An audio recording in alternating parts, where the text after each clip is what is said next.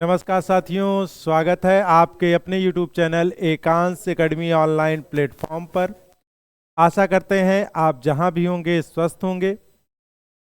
दोस्तों, अपनी इस क्लास में हम लोग पढ़ रहे हैं भारत की संविधान विशेषता, भारतीय संविधान की विशेषता। और विशेषता में हमने आपको कहा कि पहले हम थोड़ा सा कीवर्ड पढ़ते हैं, और उस कीवर्ड में हमने शुरू किया है राज्य। राज्य किसे कहते हैं, और उसमें पिछले वीडियो में हमने देखा कि राज्य शब्द पहली बार मैकियावेली द्वारा प्रयोग में लाया गया। उनकी पुस्तक का नाम द प्रिंस है। और राज्य की परिभाषा के रूप में हमने देखा कि किसी भी राज्य को होने के लिए 4 तत्व का होना बहुत जरूरी था, जिसमें निश्चित भूक्षेत्र, पर्याप्त जनसंख्या, संप्रभुता और सरकार। और इन चारों का अर्थ भी समझा कि किस रूप में किसे होना चाहिए। आज हम लोग जानेंगे कि राज्य को पुलिस राज्य या लोक कल्याणकारी राज्य क्यों कहा जाता है। ठीक बेटा, तो प्रश्न यह है कि राज्य पुलिस राज्य है कि लोक कल्याणकारी राज्य है, और इन दोनों में अंतर क्या होता है। ठीक है, चलिए देखते हैं। सबसे पहले तो बात करते हैं राज्य की। तो बेटा, जैसा कि आप सभी शायद जानते ही होंगे कि राज्य शब्द का जो जन्म है वो 16वीं शताब्दी में हुआ था। कब हुआ था? 16वीं शताब्दी में हुआ था।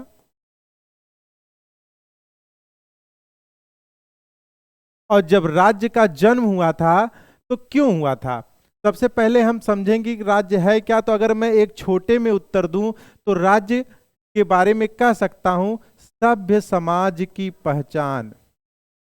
सभ्य समाज की पहचान ही राज्य है। सभ्य समाज की पहचान ही राज्य है।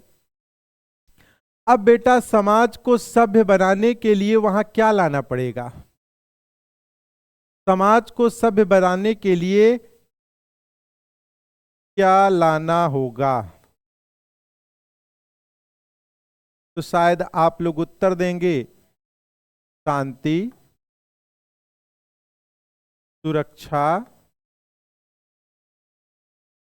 न्याय। क्या लाना पड़ेगा बेटा? किसी भी समाज को सभ्य बनाने के लिए शांति, सुरक्षा, न्याय का होना बहुत आवश्यक है। और इसी चीज को लाने के लिए किसका निर्माण हुआ है? इन्हीं तत्वों को लाने के लिए राज्य का निर्माण किया जाता है। राज्य हमारे लिए क्यों आवश्यक है? क्योंकि राज्य हमको क्या प्रदान करता है? शांति, सुरक्षा, न्याय प्रदान करता है। अगर कोई पूछे कि राज्य का कार्य क्या है, यही राज्य का क्या हो जाता है? कार्य हो जाता है। राज्य का क्या काम है? शांति, सुरक्षा, न्याय, ताकि जनता सुचारू रूप से अपना जीवन यापन कर सके। और जब राज्य इन कार्यों को कर रहा था, याद रखना, नोट करके इस बात को ध्यान से सुनना, जब राज्य इन कार्यों को कर रहा था, जब राज्य इन कार्यों को कर रहा था, तो उस समय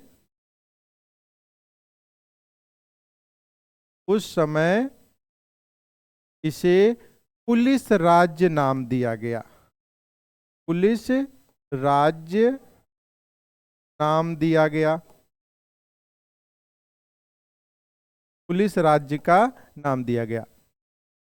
जब तक राज्य शांति, सुरक्षा, न्याय 3 ही काम करता था, बाकी काम नहीं करता था। यानी सामाजिक, आर्थिक, राजनैतिक क्षेत्र में राज्य कोई योगदान नहीं देता था, बस 3 काम करके रुक जाता था। तब तक राज्य को क्या कहा जाता था?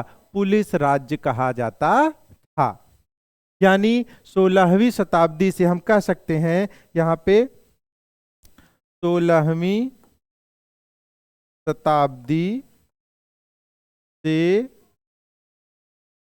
19वीं शताब्दी तक, 16वीं शताब्दी से 19वीं शताब्दी तक राज्य पुलिस राज्य था, क्योंकि तब तक राज्य का 3 ही काम था। और बेटा इस पुलिस राज्य के होने की वजह से समस्या क्या आई? आर्थिक विषमता आई।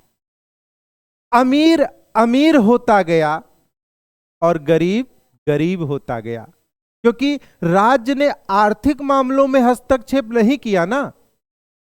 उसने कहा कि भाई हमको बनाया गया है 3 वजहों से, हम 3 ही काम करेंगे, बाकी काम हम क्यों करें। तो लोगों को आर्थिक क्षेत्र में स्वतंत्रता मिल गई और अमीर अमीर होता गया, गरीब गरीब होता गया, जिसकी वजह से प्रथम विश्व युद्ध हुआ। प्रथम विश्व युद्ध ही नहीं, द्वितीय विश्व युद्ध भी यही कारण रहा। और जब महामारी फैलने लगी तो धन्यवाद करिए उस व्यक्ति का जिसका नाम है ब्रिटिश प्रधानमंत्री क्लीमेंट एटली का। ब्रिटिश प्रधानमंत्री क्लीमेंट एटली साहब ने सोचा कि भाई इसका निदान कैसे किया जाए, इसका निराकरण कैसे निकाला जाए। तब विलियम वेवरेज की अध्यक्षता में क्लीमेंट एटली द्वारा कहा जाता है कि एक आयोग का गठन किया गया। किसकी अध्यक्षता में? विलियम वेवरेज की अध्यक्षता में। तो हम यहां पहले थोड़ा सा लिख लेते हैं। पुलिस राज्य की वजह से, पुलिस राज्य की वजह से आर्थिक विषमता, लिख लीजिएगा भैया, आर्थिक विषमता, आर्थिक विषमता ने जन्म लिया, जिससे अमीर अमीर होता गया, अमीर अमीर होता गया और गरीब गरीब होता गया। अमीर अमीर होता गया, गरीब गरीब होता गया। और परिस्थिति यहां तक बिगड़ गई और प्रथम विश्व युद्ध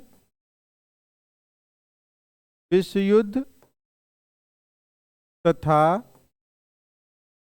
द्वितीय विश्व युद्ध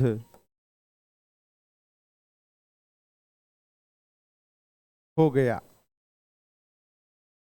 थोड़ा शॉर्टकट में लिखे हैं भैया।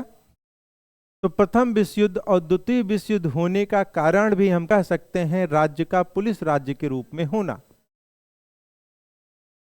और इस परिस्थिति से उबरने के लिए आगे आप याद रखना, ब्रिटिश पीएम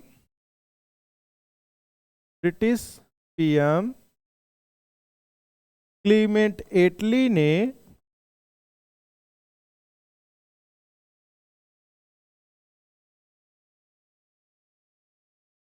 लॉर्ड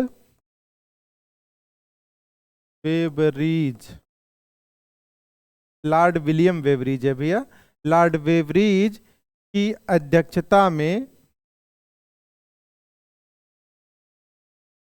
आयोग का गठन किया। आयोग का गठन किया। आयोग का गठन क्यों किया गया? ताकि पता लगाया जा सके कि राज्य को कौन कौन सा काम करना चाहिए। अगर हम कहें उद्देश्य क्या था, इस आयोग के गठन का उद्देश्य क्या है? राज्य के कार्यों का पता लगाना, पता लगाना कि राज्य को कौन कौन सा काम करना चाहिए। ये सब कुछ द्वितीय विश्व युद्ध के दौरान ही हो रहा है। अब बेटा आगे चलते हैं। आगे देखिएगा, लॉर्ड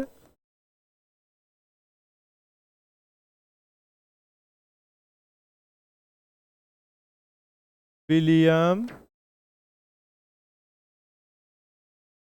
वेब्रिज ने निम्न सुझाव दिया, निम्न सुझाव दिया। लॉर्ड विलियम वेब्रिज द्वारा निम्न सुझाव दिया गया कि अगर यह काम कर दिया जाएगा तो भाई मामला सही हो जाएगा और जो अराजकता फैली हुई है उसे समाप्त किया जा सकता है। सुझाव क्या दिया? तो बेटा पहला सुझाव तो ये दिया गया कि भाई राज्य बेरोजगारी, बेरोजगारी को दूर करे। राज्य क्या करे भैया? बेरोजगारी को दूर करे। दूसरा कहा गया अशिक्षा को दूर करे, अशिक्षा को दूर करे। राज्य क्या करे? बेरोजगारी को दूर करे, अशिक्षा को दूर करे। और क्या कहा गया? गरीबी उन्मूलन करे, गरीबी को दूर करे।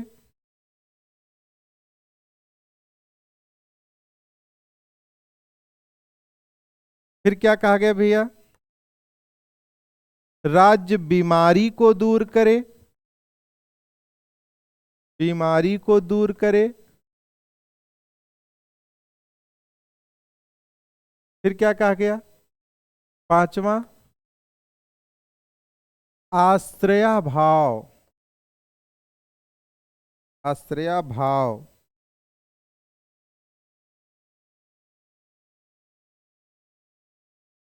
को दूर करे। कहने का मतलब है कि लॉर्ड विलियम वेब्रिज की रिपोर्ट में यह कहा गया कि जो बेरोजगारी की समस्या है इस पर भी राज्य को काम करना चाहिए। अनपढ़ लोगों को पढ़ाने का भी काम करना चाहिए। लोगों को राज्य रोजगार दे, लोगों को राज्य शिक्षित करे, गरीबों को अमीर बनाने का काम करे, उपाय सोचे कैसे अमीर बनाया जा सकता है। और ये जो महामारी बीमारियां फैल रही हैं उन बीमारियों से लोगों को बचाने के लिए राज्य जो है कार्य करे, कोई न कोई जुगाड़ करे, उपाय करे। और बेघर जो हैं, जिनके पास घर नहीं है, उन बेघरों को घर देने का भी कार्य राज्य करे। जिस दिन ये राज्य 5 कार्य करने लगेगा उस दिन नागरिकों की समस्याएं दूर हो जाएंगी। और जब ये सुझाव लॉर्ड विलियम वेब्रिज ने दिया तो तुरंत क्लीमेंट एटली साहब ने उसे लागू कर दिया। और जब ये लागू हो गया तब कई देशों ने उसे फॉलो किया। जब कई देशों ने उसे फॉलो करना शुरू कर दिया तो राज्य का नाम बदलकर लोक कल्याणकारी राज्य हो गया। और जब तक राज्य शांति, सुरक्षा, न्याय का काम करता था तब तक उसका नाम क्या था बेटा? पुलिस राज्य। और जब राज्य उन 3 कामों के साथ साथ इन 5 कामों को करने लगा, यानी 5 3 8, तो राज्य का नाम बदलकर क्या हो गया? लोक कल्याणकारी राज्य हो गया। आइए नोट करिए इसको। इस रिपोर्ट को इस रिपोर्ट को एटली ने तुरंत लागू किया, जिसे देखकर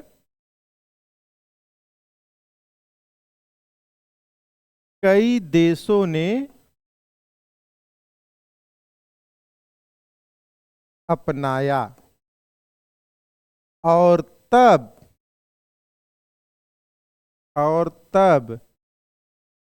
राज्य, जो पुलिस राज्य था, और तब पुलिस राज्य लोक कल्याणकारी राज्य बन गया। यानी हम कह सकते हैं कि लोक कल्याणकारी राज्य की जो विचारधारा है वह द्वितीय विश्व युद्ध के बाद आई है। द्वितीय विश्व युद्ध के दौरान विचार हुआ और फिर कई देशों ने उसे अपनाया और फिर एक नई विचारधारा ने जन्म लिया, जिसे नाम दे दिया गया लोक कल्याणकारी राज्य। लोक कल्याणकारी राज्य वह राज्य है जो शांति, सुरक्षा, न्याय के साथ साथ नागरिकों की बुनियादी आवश्यकताओं को पूरा करे, वही लोक कल्याणकारी राज्य है। तो भैया लोक कल्याणकारी राज्य किसे कहते हैं? तो याद रखना, शांति, सुरक्षा, न्याय प्लस नागरिकों की बुनियादी आवश्यकता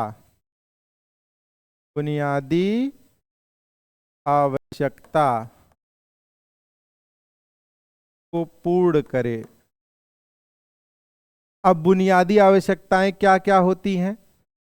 हमें रोजगार चाहिए, हमें शिक्षा चाहिए, हमें घर चाहिए, हमें सड़कें चाहिए, हमें पानी चाहिए। यही हमारी क्या है? बुनियादी आवश्यकताएं हैं। और जब राज्य इन कामों को करने लगेगा तो हम कह सकते हैं कि हमारा राज्य कैसा राज्य है? लोक कल्याणकारी राज्य है। और इस तरह से लोक कल्याणकारी राज्य का विचार प्रारंभ हुआ। अब बेटा थोड़ा समय और आगे जाना चाहूंगा। लोक कल्याणकारी राज्य यानी सरकार जब ढेर सारी योजनाओं को लॉन्च करती है तब वो लोक कल्याणकारी राज्य कहला रहा है।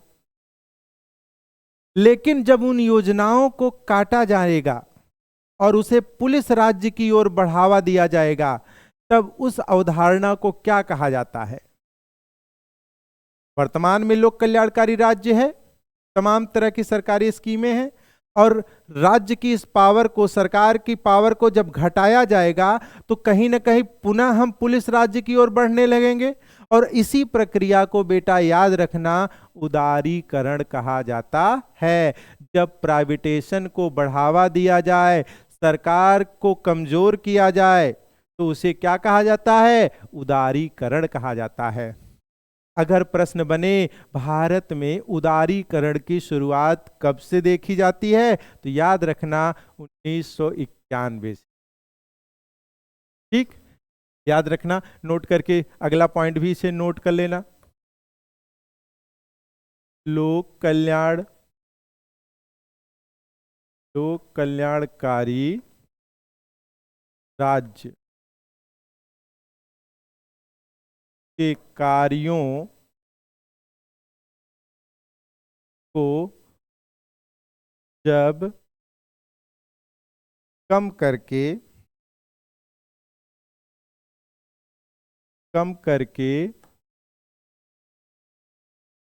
से पुलिस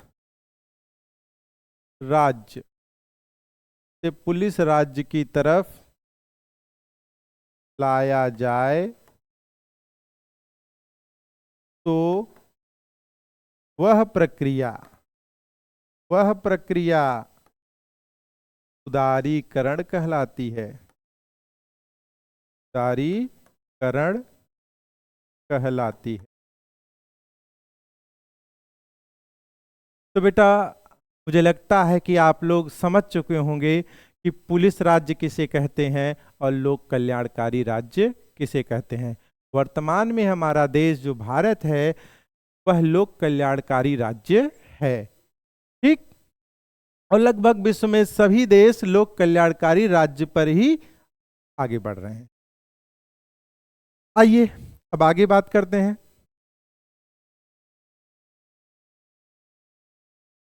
अब हम लोग थोड़ी सी बात कर लेते हैं राज्य के प्रकार पर। राज्य के प्रकार,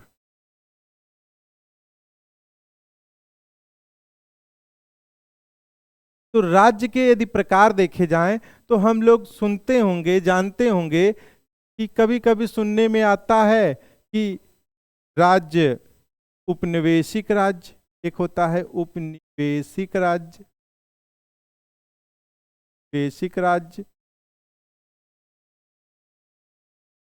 शायद सुना भी होगा भारत उपनिवेशिक राज्य था। कभी कभी सुनते हैं संप्रभु राज्य, संप्रभु राज्य, ये तो सुने ही होंगे भारत एक संप्रभु राज्य है।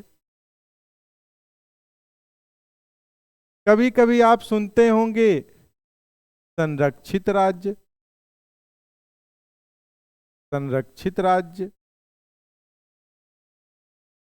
और बेटा कभी कभी आप सुनते होंगे स्वशासी राज्य, स्वशासी राज्य।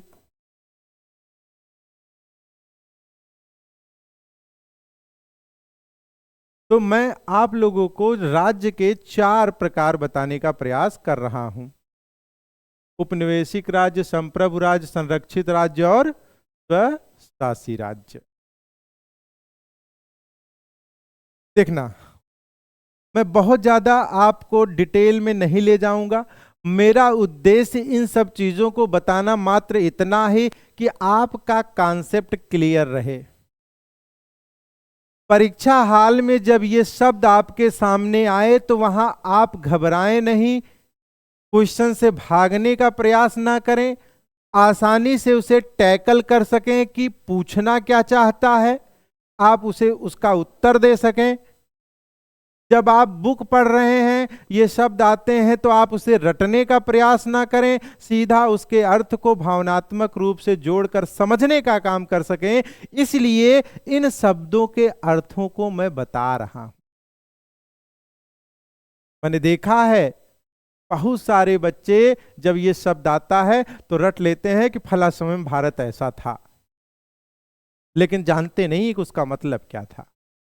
बस मेरा बताने का उद्देश्य इतना ही है ताकि प्रश्न आसानी से आप कर सकें। उपनिवेशिक राज्य, बस छोटा सा उत्तर दे रहा हूं बेटा, पूर्णतः गुलाम, पूर्णतः गुलाम। तो बात की एक बात, जब पूरी तरह से आप गुलाम हैं तो आपके देश को उपनिवेशिक राज्य कहा जाएगा। जब आप पूरी तरह से गुलाम हैं तो आपके देश को क्या कहा जाएगा? उपनिवेशिक राज्य कहा जाएगा। संप्रभु राज्य कब कहे जाएंगे? पूर्णतः आजाद, पूर्णतः आजाद, पूर्णतः आजाद। जब पूरी तरह से आप आजाद हैं, आप अपनी शक्तियों का प्रयोग अपनी इच्छा अनुसार कर रहे हैं, किसी से कुछ पूछना उछना नहीं है, जो मन चाहा जो मर्जी किया, आप अपनी मर्जी के मालिक हैं, अपनी इच्छा अनुसार जब सारे कार्य कर रहे हैं तो ऐसे देश को संप्रभु राज्य कहा जाएगा। तो बात समझ में आ गई? संरक्षित राज्य, संरक्षित राज्य बेटा वह राज्य कहलाता है जब, ध्यान देना, सेना, पुलिस, संचार, मैंने क्या कहा? सेना, पुलिस, संचार पर नियंत्रण किसी अन्य देश का हो। किसी अन्य देश का हो।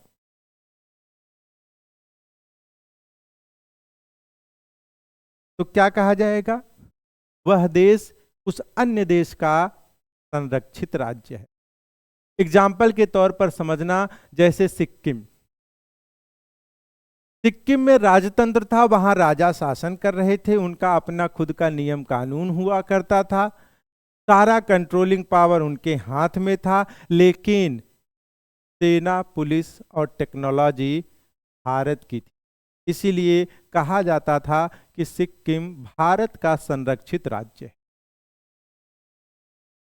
हालांकि शायद आप सभी जानते भी होंगे कि अंततः 35वें संविधान संशोधन द्वारा सिक्किम को भारत का हिस्सा बनाया गया और 36वें संविधान संशोधन द्वारा सिक्किम को भारत का पूर्ण राज्य घोषित कर दिया गया था।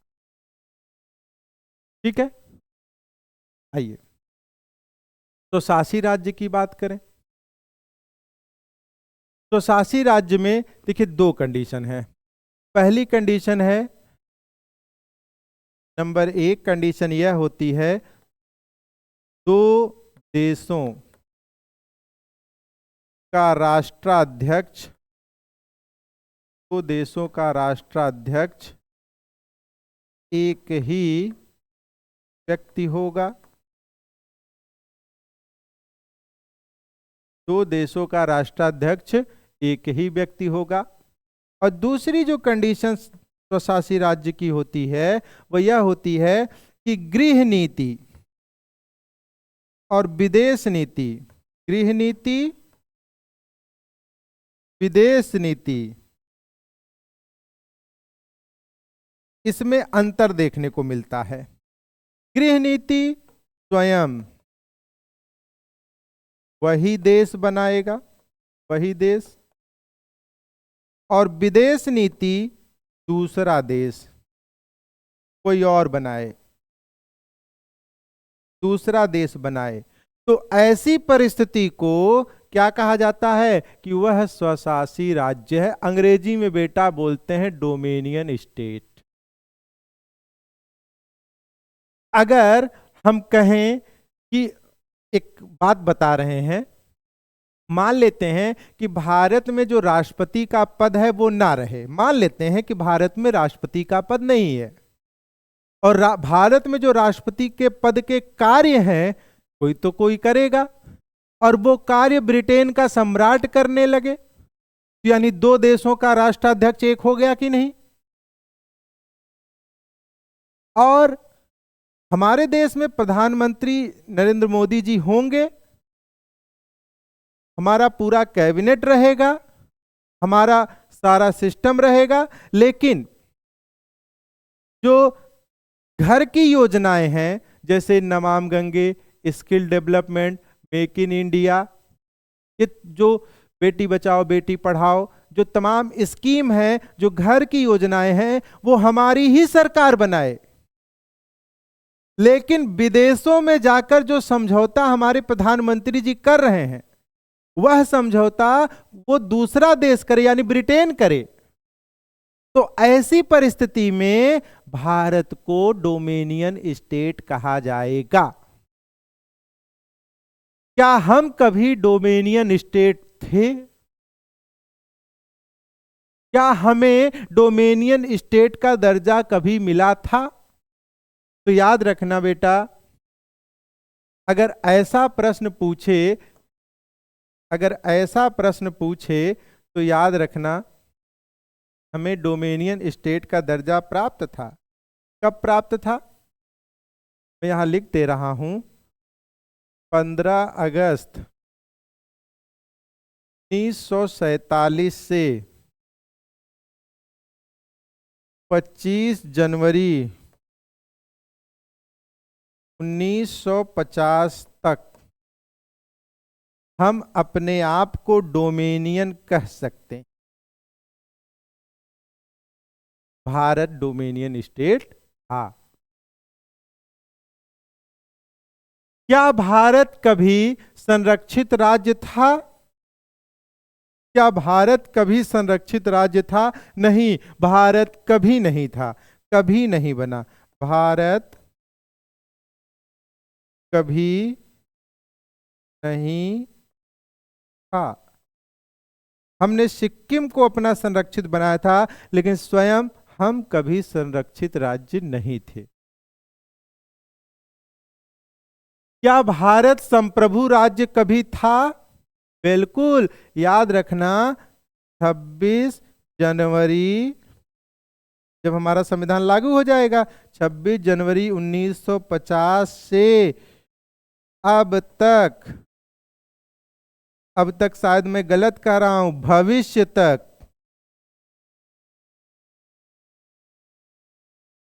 हालांकि भविष्य तक कह सकते हैं, क्योंकि अब तक तो कुछ ऐसा दिखाई दे नहीं रहा है। भारत क्या है? संप्रभु राज्य। ठीक, आगे चलें। क्या हम कभी उपनिवेशिक राज्य थे? तो याद रखना बेटा, 1803 में सैद्धांतिक रूप से हम गुलाम बने। सैद्धांतिक रूप से गुलाम बना था भारत, सैद्धांतिक रूप से गुलाम बना।